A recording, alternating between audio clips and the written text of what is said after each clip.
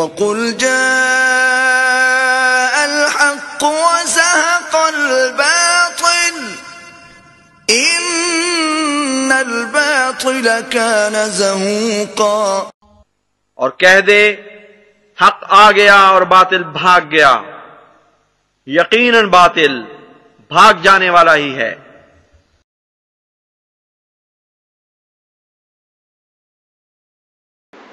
اعوذ باللہ من الشیطان الرجیم، بسم اللہ الرحمن الرحیم۔ خاکسار محمد اعظم سیفی خادم سلسلہ جماعت احمدیہ کی طرف سے آپ تمام احباب کی خدمت میں السلام علیکم ورحمۃ اللہ وبرکاتہ۔ ناظرین کرام، تنظیم تحفظ ختم نبوت کی طرف سے سوشل میڈیا پہ ایک ویڈیو بہت تیزی سے وائرل ہو رہی ہے۔ اس ویڈیو پہ اپنا تبصرہ تو ہم بعد میں کریں گے، پہلے سنتے ہیں کہ آخر اس ویڈیو میں ہے کیا۔ اللہ صلی اللہ علیہ وسلم نے ارشاد فرمایا کہ عنقریب میری امت کے اندر 30 بڑے بڑے جھوٹے پیدا ہوں گے، ان میں سے ہر ایک کا دعویٰ ہوگا کہ وہ نبی ہے۔ تو جیسا کہ آپ ناظرین نے سنا کہ تنظیم تحفظ ختم نبوت کے مفتی فیصل احمد صاحب نے نبی پاک صلی اللہ علیہ وسلم کی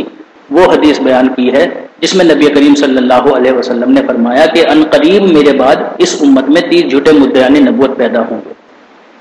مجھے بہت ہی افسوس ہوتا ہے اور حیرت ہوتی ہے اس بات کے اوپر کہ یہ لوگ آخر عوام کو ایک ہی رخ کیوں لے کر جانا چاہتے ہیں؟ یہ عوام کو نبی کریم صلی اللہ علیہ وسلم کی وہ حدیث کیوں بیان نہیں کرتے، وہ لوگوں کو حدیث کیوں نہیں بتاتے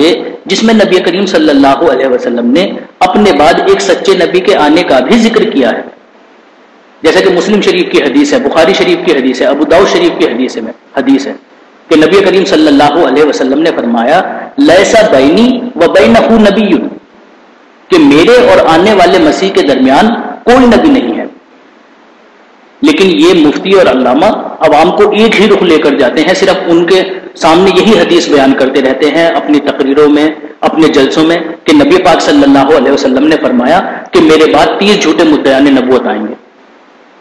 اگر آپ جیسے علامہ اور مفتی عوام کو اس طرح سے گائیڈ کریں گے، ایسے تو وہ سچے نبی کا بھی انکار کر دیں گے، کیونکہ آپ لوگوں نے ان کے دل و دماغ میں یہ بات نقش کر دی ہے کہ اس امت میں صرف جھوٹے ہی نبی آئیں گے، کبھی سچے نبی کے بارے میں ان کو بتایا ہی نہیں۔ اگر آپ لوگ ایسا کریں گے تو وہ تو سچے نبیوں کا بھی انکار کر دیں گے۔ کر دیں گے کیا، کر دیا ہے، اور اس کا گناہ کس کے سر ہے؟ آپ جیسے علامہ اور مفتیوں کے سر، کیونکہ آپ لوگوں نے ہی ان کے دل و دماغ میں یہ بات ذہن نشین کرائی ہے کہ اس امت میں صرف جھوٹے نبی آئیں گے، سچا نبی کوئی آئے گا ہی نہیں، کبھی بتایا ہی نہیں ان کو سچے نبی کے بارے میں۔ اور پھر اس پر ستم تو یہ ہے کہ نامعلوم آپ کے نزدیک 30 کی تعداد کہاں جا کر پوری ہوگی؟ 30 نہ ہوئے گویا کہ 30,000 ہو گئے۔ جو حدیث آپ بیان کر کے لوگوں کو یہ بات بیان فرما رہے ہیں کہ محمد صلی اللہ علیہ وسلم نے فرمایا میری امت میں 30 جھوٹے مدعیان نبوت آئیں گے، وہ 30 کی تعداد تو پوری ہو چکی ہے۔ خود آپ لوگوں کی کتابوں میں آپ لوگوں کے علماء لکھ کر گئے ہوئے ہیں، اور اب سے نہیں، ہزارہ سال سے وہ اپنی کتابوں میں یہ بات لکھ کر آ چکے ہیں۔ جیسا کہ مسلم شریف کی شرح ہے اکمال الاکمال، یہ قریب آج سے قریب کوئی 800-900 سال پہلے کی شرح ہے۔ اس میں واضح طور پر یہ بات لکھی ہوئی ہے کہ حاضل حدیثہ ظہرا صدقہ وَإِنَّهُ لَوْ عُدَّ مَنْ تَنَبَّأَ مِنْ زَمَنِهِ صلی اللہ علیہ وسلم إِلَى الْآنَ لَبَلَغَ هَذَا الْعُدُودَ وَيَعْرِفُ ذَلِكَ مَنْ يُطَالِعُ التَّارِيخ، کہ جو شخص تاریخ کا مطالعہ کرتا ہے، تاریخ کی کتابیں پڑھتا ہے، اس پر اس حدیث کی صداقت واضح ہو جائے گی کہ نبی کریم صلی اللہ علیہ وسلم نے جو یہ بات بیان فرمائی ہے کہ میری امت میں 30 جھوٹے مدعیان نبوت آئیں گے، یہ تعداد پوری ہو چکی ہے۔ اسی طرح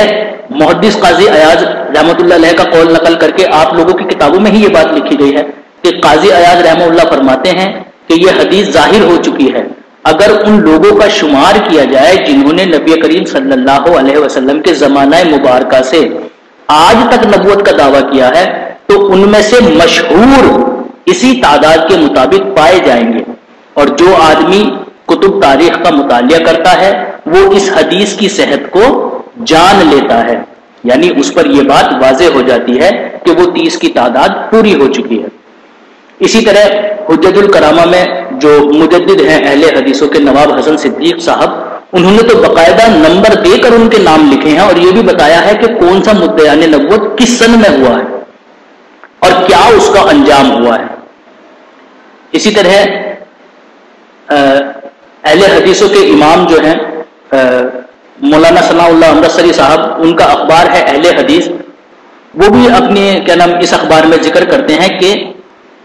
14ویں صدی کے مدعیان نبوت اس نام سے ایک کتاب چھپی تھی کہ صرف ایک صدی یعنی 14ویں صدی میں جو مدعیان نبوت ہے ان کا ذکر اس کتاب میں کیا گیا ہے. اس میں بھی اس بات کا ذکر ہے کہ صرف 14ویں صدی کے اندر جو مدعیان نبوت تھے ان کی تعداد 30 تھی. اسی طرح ایک اور کتاب ہے، اس میں بھی شجرہ مدعیان نبوت بیان کیا گیا ہے، اور اس میں جو 30 جھوٹے مدعیان نبوت ہے ان کا نام لکھا گیا ہے